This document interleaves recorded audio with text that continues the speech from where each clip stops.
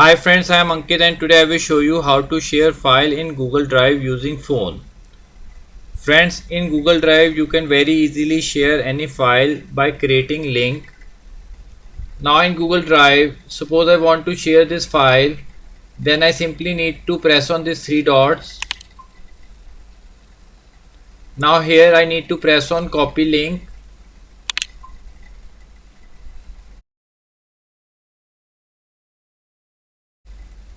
Now I simply need to share this link with the person with whom I want to share this file.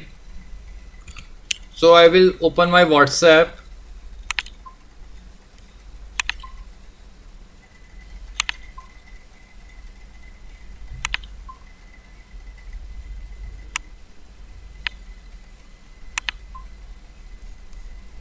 And press on send.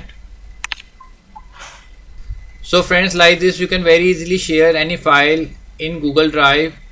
I hope you find this video useful. If you like the video, then press on like button and don't forget to subscribe our channel and press on bell icon to receive email notifications free of cost.